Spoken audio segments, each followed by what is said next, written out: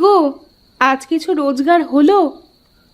না গো, রোদে কাজ করার সময় আজ হঠাৎ মাথা ঘুরে পড়ে গিয়েছিলাম, তাই কাঠ তেমন কাটতে পারিনি। এই নাও কিছু ভাতের চাল, এক বেলার আহার হবে। কাল আবার মেয়ে দুটোর কান্না শুনতে হবে, ওদের জন্য মাছ আর কিনতে পারলাম না। এভাবে তো আর চলে না। সৃষ্টিকর্তা কি আমাদের দিকে একটু মুখ তুলে চাইবেন না? তা সৃষ্টিকর্তাই ভালো জানেন।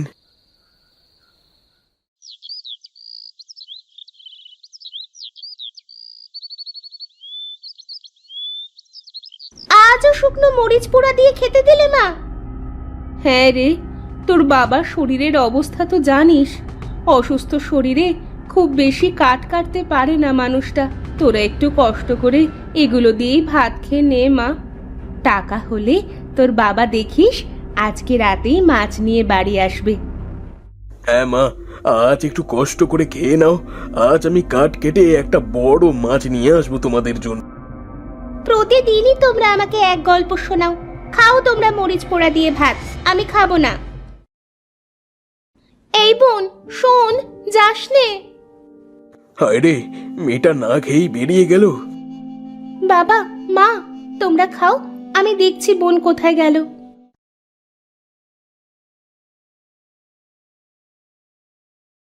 হায় খোদা, এই ছিল আমাদের অদৃষ্টের লিখন।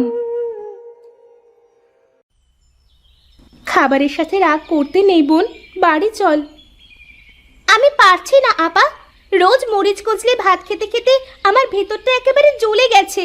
জানিস, খাবারের কারণে আজকাল আমার শরীরেও অনেক সমস্যা দেখা দিচ্ছে। এভাবে আমি আর খেতে পারছি না আপা। ওরে বোন, ওই দেখ কি সুন্দর খরগোশ। এ তো বুনো খরগোশ রে আপা, কি সুন্দর দেখতে। চল চল চল, ওর সঙ্গে আমরা খেলি। হ্যাঁ,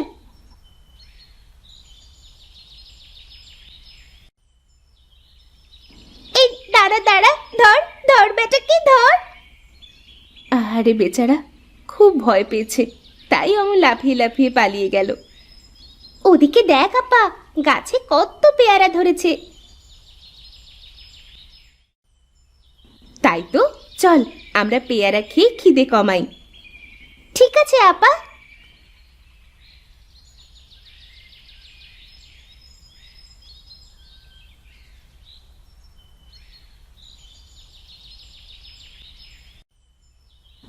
আহ, পেয়ারাগুলো কি মজার ছিল। হ্যাঁ, অনেক দিন পর তৃপ্তি নিয়ে খেলাম। আজ রোদের তেজটাও বড্ড বেশি রে। আয়, আমরা ওই গাছের ছায়ায় শুয়ে জিরিয়ে নিই, রোদ পড়লে চলে যাব।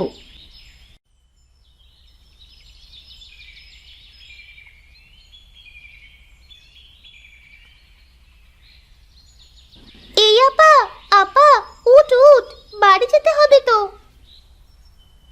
এ কি, সন্ধে যে ঘনিয়ে এলো, আমাকে ডাকিসনি কেন?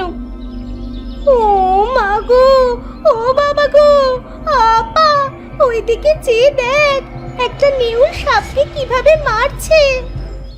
এমন চলতে থাকলে তো সাপটা মারা যাবে রে বোন। তাহলে এখন উপায়? চল আমরা সাপটাকে বাঁচাই।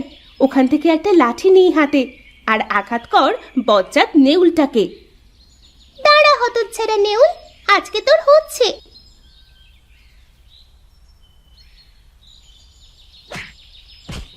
মার রে মার, আরো জোরে। হেইয়ো। জীবন বাঁচাতে ভেগে গেল। ও মা গো, সাপটা তো আমাদের দিকে এগিয়ে আসছে, আর ওর মাথায় এত আলো জ্বলছে কেন? চল চল আমরা পালাই। আমি হলাম অর্পা, আর ও তৃপ্তি। আমরা দুই বোন। আর তুমি তুমি কে? আমি হলাম নাগরাজ। সবাই আমার দেখা পায় না। তোমাদের মন শিশুর মতো সরল, তাই তোমরা আমার দেখা পেলে। আমি তোমাদের কিছু উপহার দিতে চাই, আমার সাথে এসো।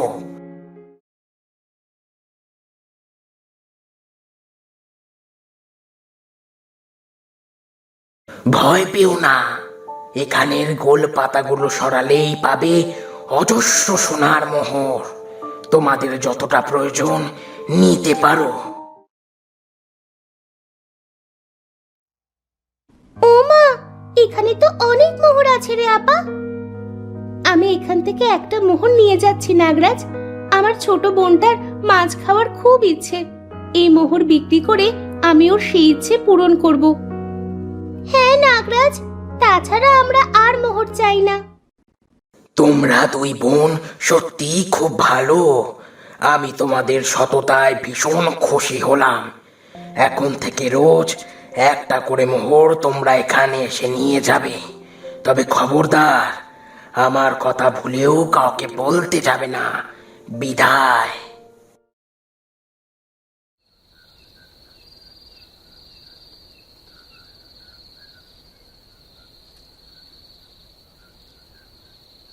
মা, মাগো, কই গেলে? দেখো আমরা কি নিয়ে এসেছি।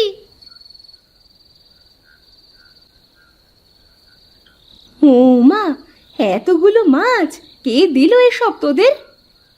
কে দেবে আবার? সকাল থেকে বাড়ি নেই, নিশ্চয়ই দুটিতে মিলে দূরের শীতলক্ষা নদীতে মাছ ধরতে গিয়েছিল। মারে, আর কখনো এমন করিস না। আমরা কত চিন্তায় ছিলাম জানিস। হয়েছে, এবার মাছগুলো নিয়ে কেটে রান্না করো। মেয়ে দুটো আমার সারাটা দিন না খেয়ে আছে। অর্পা মা, যা, তৃপ্তিকে নিয়ে হাত মুখ ধুয়ে ঘরে যা। আমি মাছগুলো কেটে ভাজি করে আনছি। আজ তোরা মাছ ভাজি দিয়ে ভাত খাবি। ঠিক আছে মা। তৃপ্তি, কলপাড়ে আয়।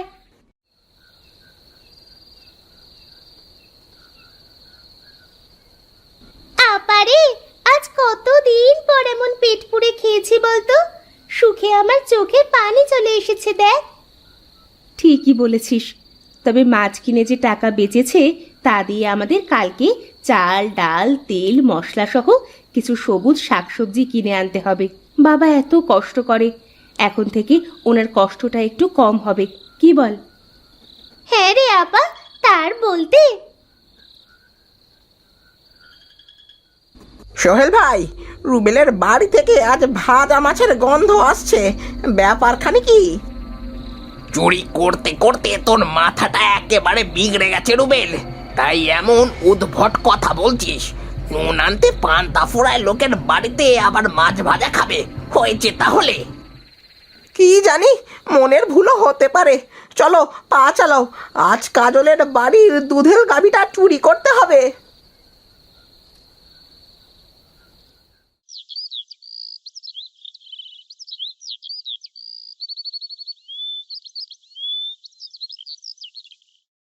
কি রে, ব্যাপার খারাপ কি বলতো?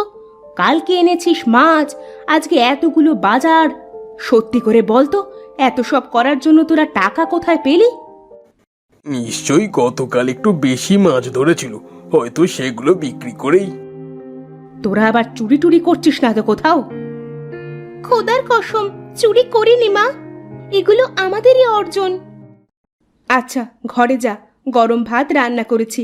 মাছ গরম করে খেতে দিচ্ছি তোদের।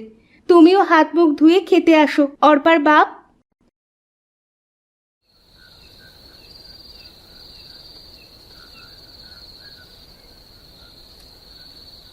সোহেল ভাই শোনো, আজ আবারও ভাজা মাছের গন্ধ নাকে আসছে। সে তো আমার নাকেও আসছে, কিন্তু দিনমজুরের বাড়িতে পরপর 2 দিন মাছ ভাজি খাচ্ছে। বিষয়টা তো সুবিধের মনে হচ্ছে না। চলো তো দেখি, জানালা দিয়ে কিছু দেখা যায় কিনা। মা, ও মা, তোমার ছোট মেয়ে তো না খেয়ে ঘুমিয়ে যাচ্ছে। আর কতক্ষণ?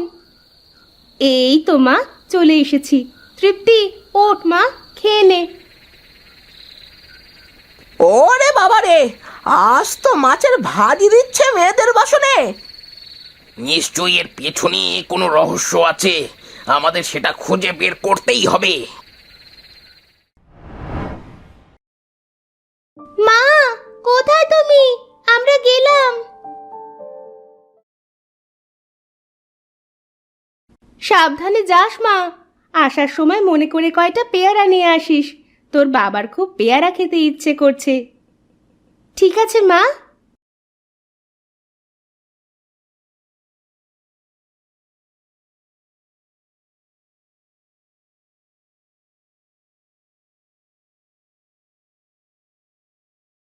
ওই দেখো সোহেল ভাই, দুই বোন যাচ্ছে।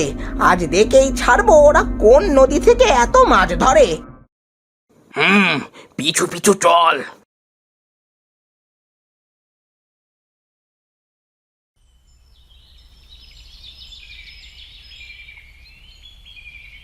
এ কি, এরা রাস্তা ছেড়ে জঙ্গলের দিকে যাচ্ছে কেন? কোথায় যাচ্ছে ওরা? আওয়াজ নিচু কর, কোথায় যাচ্ছে সেটা তো গেলেই বুঝতে পারবো। নাগরাজ, আপনি কেমন আছেন? আমি ভালো আছি। তোমরা প্রতিদিন একটা করে মোহর না নিয়ে একসাথে অনেকগুলো মোহর তো নিতে পারো। না নাগরাজ, তা হয় না। আমাদের যতটুকু প্রয়োজন ঠিক ততটুকুই খরচ করা উচিত। তাছাড়া বেশি পেলে যদি আরো বেশি পাওয়ার লোভ জন্মায় মনে, তাই। আর তাছাড়া মোহর থেকে প্রাপ্য সব টাকা আমরা খরচ করে ফেলি না তো, একটু একটু সঞ্চয়ও করি ভবিষ্যতের জন্য। এই নিলাম আজকের মোহর। আমরা এখন আসি নাগরাজ। এসো।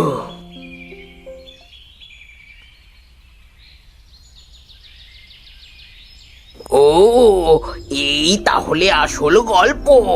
ওরে রুবেল, আমাদের তো গুপ্তধন হাত ছানি দিয়ে ডাকছে। এখন শুরু হবে মহা ধামাকা। চুরি করবে? পাহারাদার যে একটা সাপ। আরে রাখ তোর সাপের গল্প, মেয়ে দুটো চলে গেছে, এক্ষুনি চল। সোহেল ভাই, যদি কামড় দিতে আসে?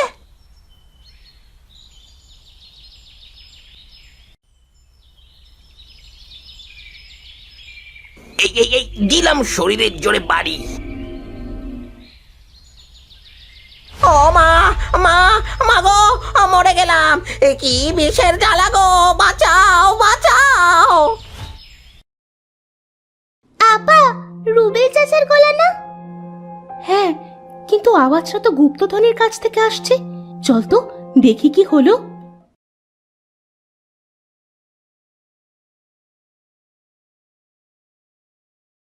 এ কি আপা, ওদের শরীর যে পুরো নীল হয়ে গেছে।